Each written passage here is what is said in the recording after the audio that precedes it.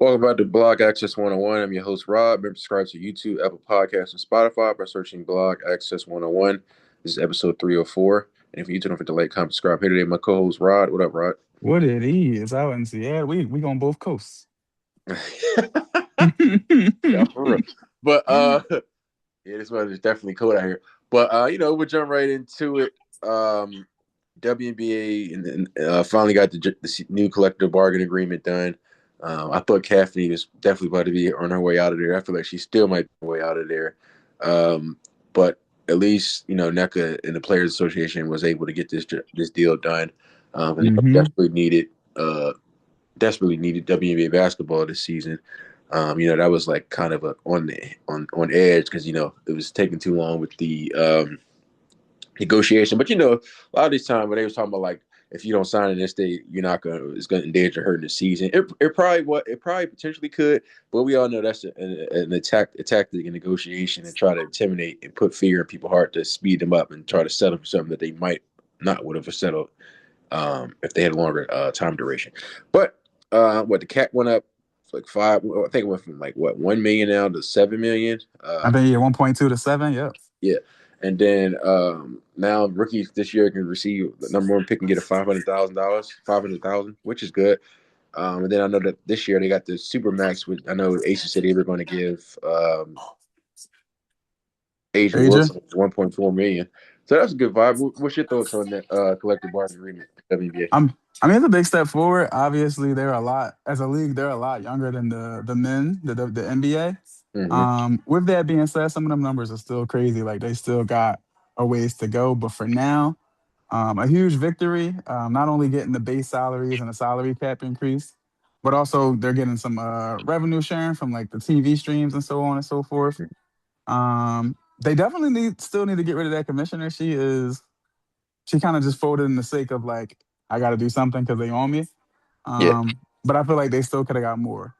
One thing that stands out though, because they got a lot of wins within the CBA, but one thing that I Mhm. really loved for the women especially is if you're pregnant, you basically get an automatic no trade clause if you're Yeah, that's pregnant. lit. Yeah, and that was lit because like obviously like picking up your whole life and moving with a baby on the way is crazy. So Yeah. to be able to be like, no, I'm pregnant, no, I'm not going. I love that for them.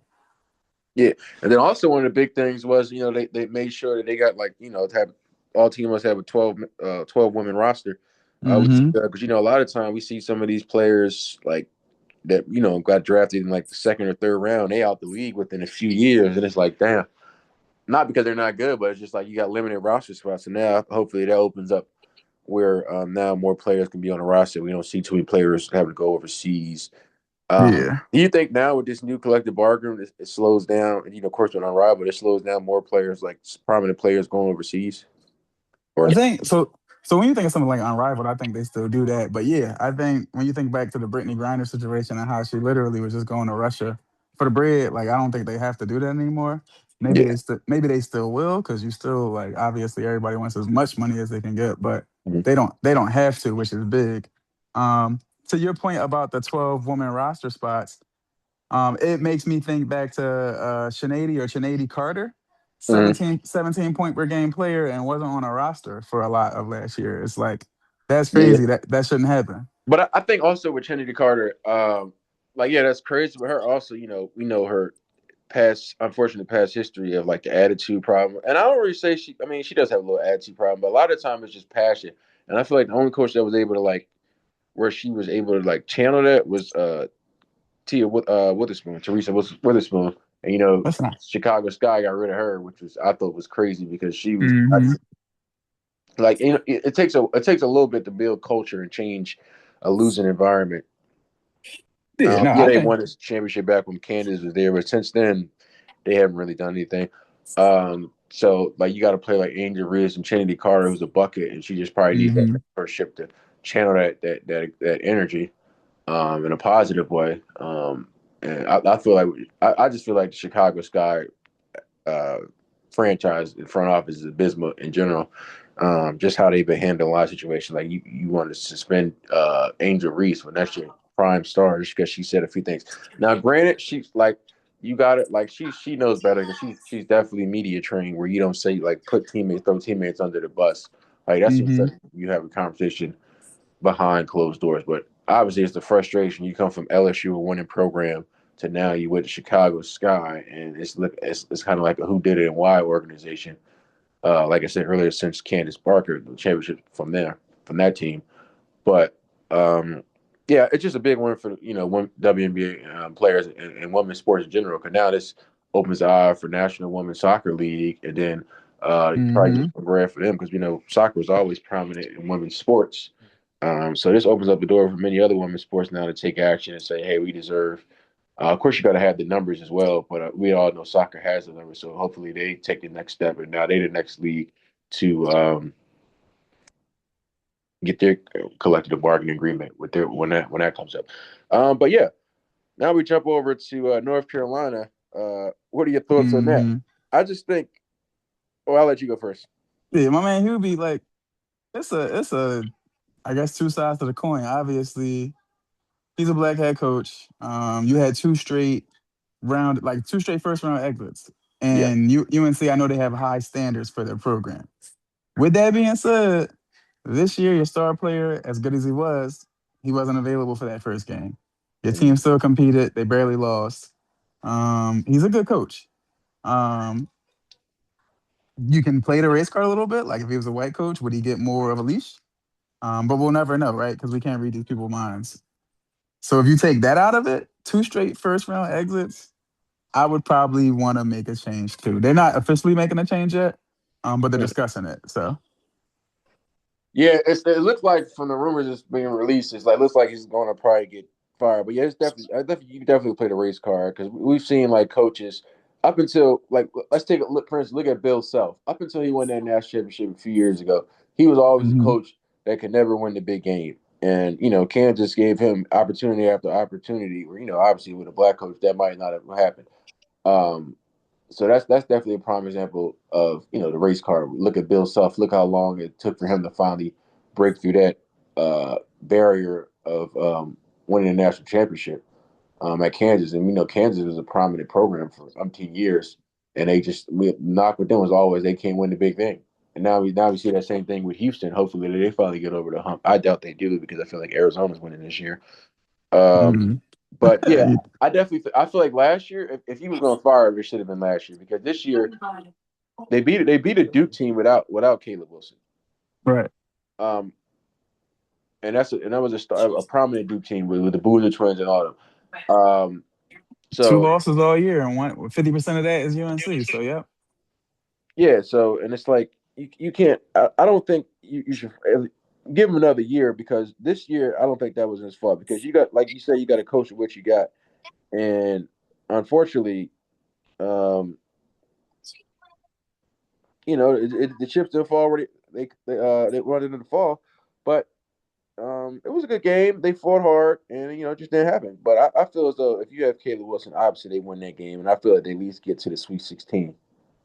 That's what I had him doing, but Yeah, Caleb didn't play. So, but yeah, yeah, free Hubie. If Hubie leaves, and the crazy thing is, like he like a alma mater type of hire. So like if they let him go, I don't know where he goes next.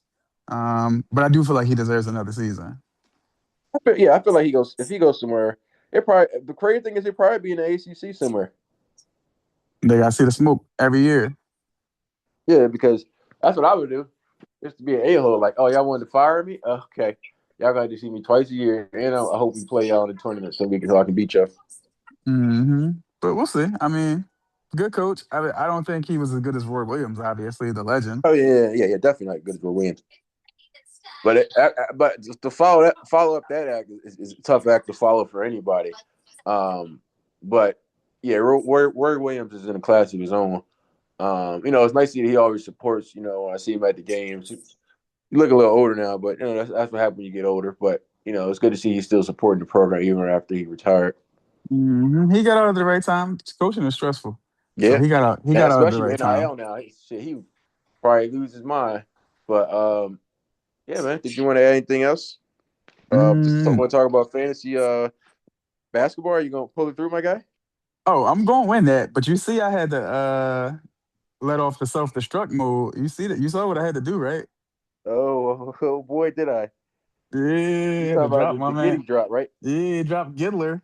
And it's crazy because when I win, I'll say I gotta play LR next, and he's probably going to be the person that ends up getting Josh Giddey, which makes me even madder because he talked trash all year about how I drafted Josh Giddey so high. I'm like, bro, I know ball, and now he gonna get him and play. I gotta play against him, so we'll see how it goes though. Yeah, that's pretty much insanity. Had to do what I had to do. I had to. Josh ain't had no games left. I had to pick up Bilal Coulibaly. He had 2 games left, so like I had to do what I had to do. Yeah, that's why it's always good to get that first round bye, my boy. I saw you sending AB home. You was the underdog. Oh, hey, the funny thing is, bro, the championships I won in like basketball, I was the 4 or 5 seed. So, I um, think I. remember last year, a couple years ago, it was you, when Gabe and them was talking crazy a few years ago, and I was that 4 seed and came in there and took niggas off the board, or took people off the board, and You know, so it's about to happen again because AB was talking a little crazy. Said my team was light since the injuries. Remember, this is without Sabonis and everything. We playing with house money now. I ain't even supposed to be in this, John. So, that's how I feel. This team, I lost Jimmy Butler. Ain't everybody probably forgot that part. oh, And I I'm still, definitely I'm did. yeah, and I'm still cooking. 3 seed was barely not the 2 seed. Should have had a bye. I wouldn't have had to go through this, but here we are. Yeah, but that boy is 16-4. Whew. Yeesh. Oh, I'm not worried about him. He got out of his 4 losses. I gave him 2 of them. I'm not worried about him at all. I love it. I gotta go. I gotta go up the mountain, go take him out too, man. Best of luck. I hope to see you in the chip. Even Oh, though if I thank you, if brother. I if I lose and you make the chip, I learn you in the chip is must see television. That's storylines.